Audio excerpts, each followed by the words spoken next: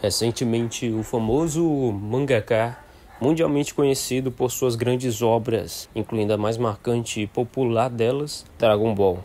Akira Toriyama faleceu, aos 68 anos de idade e indiscutivelmente deixou um grande legado que marcou gerações e ainda perpetua nas gerações futuras. E com essa notícia eu me dediquei a pesquisar um pouco sobre a vida desse sujeito. Eu me deparei durante a pesquisa com uma fala bem peculiar em uma entrevista que ele refletia sobre seu início de carreira e como o início foi muito sofrido, apesar de ele trabalhar com o que amava. E nessa entrevista ele relembrava um caso que aconteceu. Ele disse o seguinte, abre aspas, eu estava angustiado por ter acabado de terminar um mangá. Então respondi que mal conseguia mover as mãos devido a tendões inflamados. Ele me disse para tentar escrever meu nome e eu disse, claro que eu posso escrever meu nome. Então ele disse, se você consegue escrever seu nome, você consegue desenhar mangá. E eu pensei, que tipo de lógica é essa? Apesar de ter sido um alívio cômico para a entrevista, mas não deixou de ser perplexo para mim. Pois apesar da criatividade, talento e fazendo aquilo que gostava, trabalhando em um projeto com mangás, que era o que ele fazia de melhor, ele ainda assim não teve um glamour, ainda por ser talentoso no que fazia. Ele passou por grandes dificuldades no início da carreira, em que além de cumprir deveres, tinha que provar o próprio valor no início. Mas então, por que ele não desistiu? Ele fazia o que amava, mas sofria enquanto fazia aquilo. Porque ele tinha tanta certeza que algum dia daria certo. Pois é, ele sempre soube que aquilo era a própria vocação dele. Por isso ele não desistiu. Teve projetos, obras dele que não fizeram sucesso antes de Dragon Ball.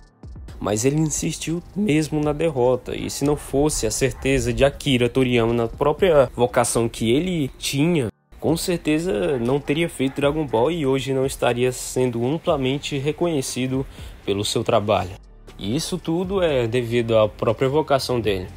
E vocação foi o que ele fez com que ele trabalhasse incansavelmente, mesmo fracassando. Vocação é comumente conhecido pela maioria das pessoas como algo que o indivíduo se dedique de todo o coração, sem por necessidade financeira e nem por prazer.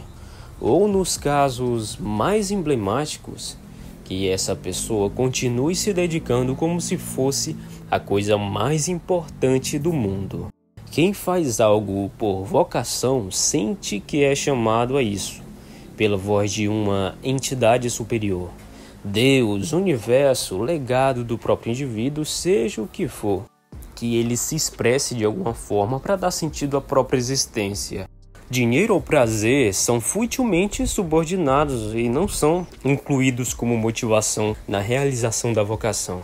Porém, na realidade, como bem sabemos, isso raramente é notável, pois é bruscamente substituído pela mera busca de emprego. Um emprego que lhe garanta uma renda para sustentar você, sua família e seus filhos. A maioria dos indivíduos em sociedade foram impostos a essa cultura de adaptação conformista, de ter um emprego medíocre e sem futuro, que até mesmo é louvável pelos mais alienados servos desse sistema, como a perfeição da maturidade humana. Um expediente das 8 às 18 é o ápice do orgulho do empregado que vê o jovem com mais de 18 anos de idade sem emprego como uma pessoa que ainda não alcançou a maturidade que é necessária, que só é alcançada a partir do momento que ele sai da casa dos pais e paga as suas próprias contas. Eu ainda gostaria de discutir muito sobre esse assunto, mas isso eu vou deixar para um vídeo no futuro. Dessa forma, entra o trabalho forçado e a busca pela diversão obsessiva, como a busca por prazeres baratos e imediatos, além de uma cega revolta contra todo aquele que alcançou o sucesso e leva uma vida grande, de abundância, e que sobre eles são pairados pelas suspeitas de serem ladrões, golpistas e fraudulentos. No Brasil, o sucesso é um insulto pessoal. Essa frase de Tom Jobim reflete a lealdade e um companheirismo dos fracassados em torno de uma mesa de bar, despejando cerveja e maldizendo sobre as pessoas no mundo.